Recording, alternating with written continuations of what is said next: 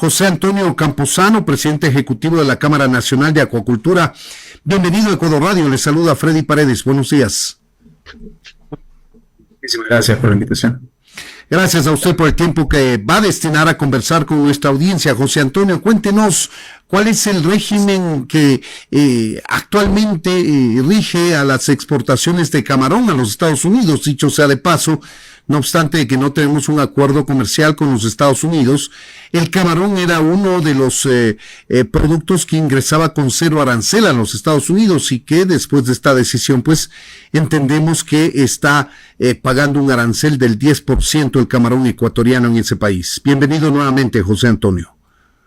Muchísimas gracias, Freddy. Efectivamente, el camarón era uno de los pocos productos que el Ecuador podría exportar sin arancel a través del régimen Nación Más Favorecida, a través del cual Estados Unidos otorgaba un arancel cero a la subpartida específica del camarón, indistintamente del origen, es decir, Ecuador, Indonesia, Vietnam, Tailandia, que competimos directamente en ese mercado, no pagábamos arancel por ingresar bajo ese esquema, que hoy ya no existe una vez que el presidente Trump estableció un arancel mínimo del 10% a todas las mercancías y un arancel diferenciado que en este momento se encuentra en una etapa de pausa hasta el mes de julio, en el que se van a retomar esos aranceles diferenciados y que podrían, dependerá mucho de cómo están negociando nuestros competidores, ponernos como país en alguna leve ventaja comparativa, ¿no? Pero también en una desventaja si es que economías como las de la India, que ya se han sentado con el vicepresidente J.D. Vance, logran un acuerdo favorable que incluso pudiera reducir no solo ese 26% que ellos tienen, sino inclusive quedar por debajo del 10%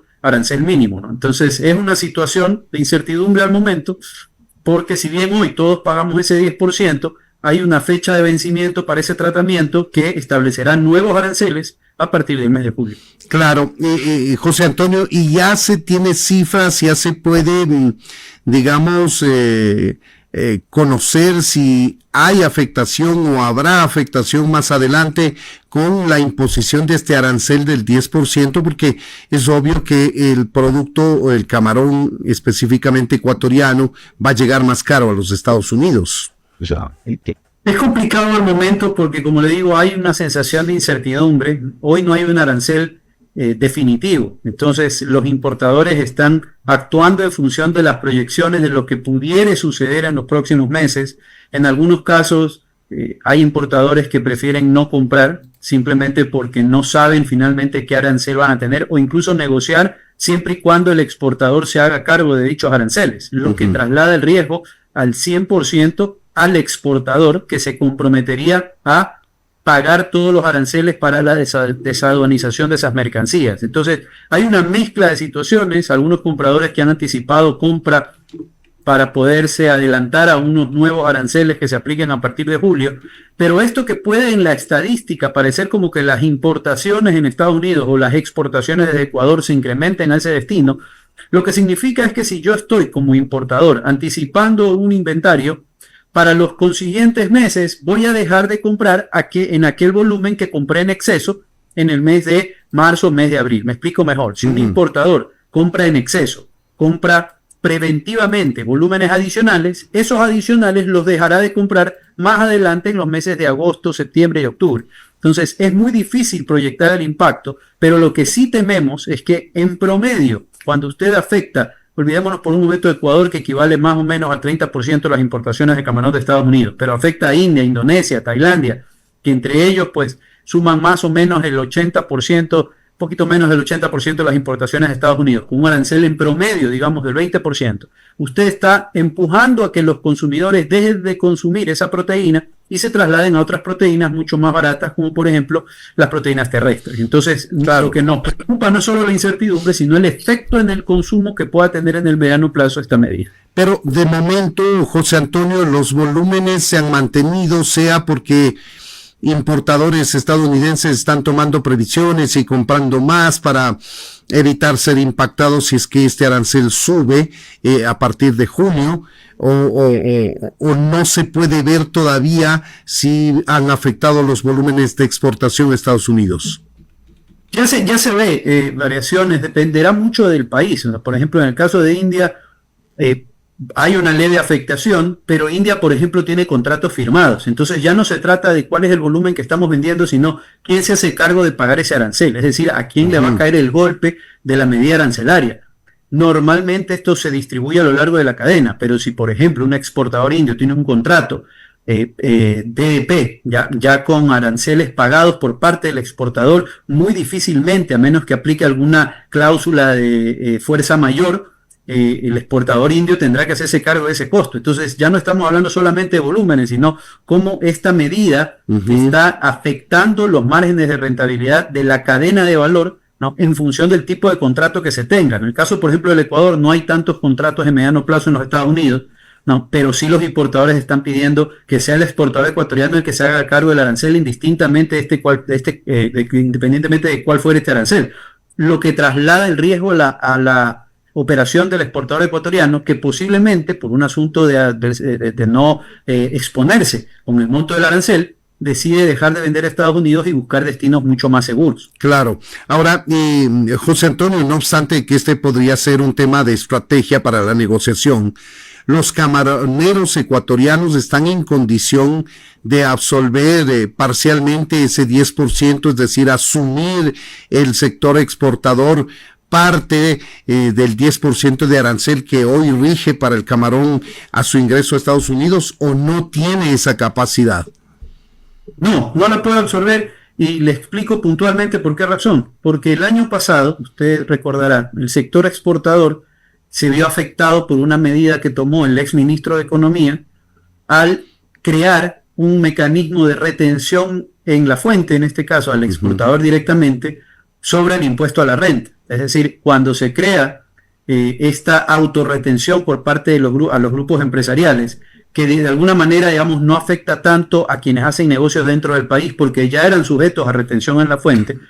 En el caso del sector exportador particularmente ha sido un golpe gravísimo a su liquidez y a su capacidad de poder hacerle frente a medidas como esta, porque el exportador, que no era sujeto a retención en la fuente, sino que pagaba su impuesto una vez al año, ahora tiene que autorretenerse por las ventas que realiza y pagarle al BCRI mensualmente sobre una tasa que nosotros como sector productivo cuestionamos porque creímos exagerada, y entendemos en estos próximos días se empezarán a pedir los pagos en exceso, ¿no?, sobre dicha tasa. Entonces, cuando el sector exportador, que no tenía una medida que le restaba liquidez todos los meses, la empieza a sufrir a partir del 2024, hoy en el 2025, que la sigue pagando, ¿no?, ya no cuenta con herramientas para poder hacer frente a medidas exógenas como esta de aquí.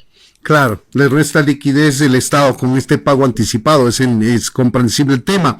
Ahora, como estrategia, lo que estarán buscando los camaroneros ecuatorianos es diversificar los destinos, es decir, intentar, si no todo, al menos un gran porcentaje de exportación de Estados Unidos, colocar en otros destinos que pueden estar ya abiertos, como la China, por ejemplo, o buscar nuevos destinos, José Antonio. Bueno, hoy en día, para ponernos en contexto, hoy en día el Ecuador exporta a más de 60 mercados en el mundo. Estados Unidos es uno de los más grandes compradores de camarón individualmente, ¿no? Luego de la China, Estados Unidos como país es el segundo gran mercado del mundo en materia de camarón. Ellos importan, el 97% de su consumo de camarón, es decir, no producen camarón salvo para el 3% del consumo nacional. Y el tipo de producto que nosotros vendemos a los Estados Unidos es un producto de valor agregado medio, porque son camarones pelados, camarones cocidos, camarones pelados de venado, ¿no? Producto que, por ejemplo, a China vendemos minoritariamente. A China el 90% del camarón que vendemos es camarón entero.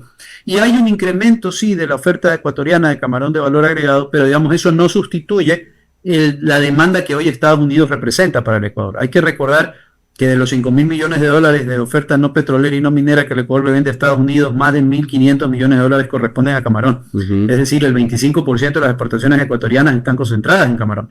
Entonces, no es fácil, más allá de que el país ha hecho un enorme esfuerzo por continuar diversificando, ¿no?, dejar de lado al segundo mercado más grande del mundo, cuando el Ecuador en los últimos 10 años ha ganado cuota de mercado y pasó de ser el quinto proveedor de camarón en los Estados Unidos a ser el segundo proveedor de camarón en los Estados Unidos, solamente después de India.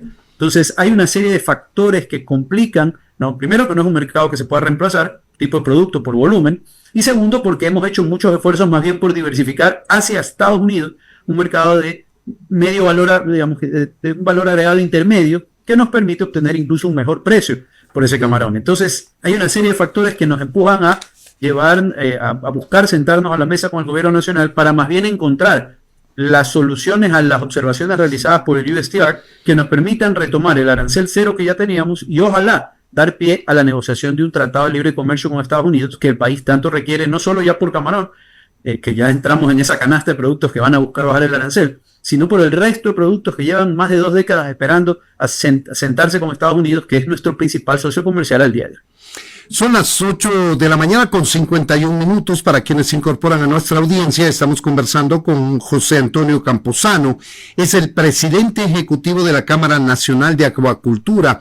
Hablamos de la producción y exportación de camarón fundamentalmente a Estados Unidos, que ha iniciado una guerra comercial y que le ha impuesto al Ecuador un arancel del 10% cuando el camarón ingresaba libre de arancel al margen de acuerdos internacionales que no tenemos lamentablemente con Estados Unidos, siendo uno de nuestros principales, sino el principal socio comercial del Ecuador. Ahora, ¿hacia dónde apuntan las negociaciones que seguramente ustedes, entre otros exportadores ecuatorianos, están sumando iniciativas a los diálogos que estará emprendiendo el gobierno ecuatoriano a través del Ministerio de Producción, de Comercio Exterior, con los Estados Unidos, José Antonio?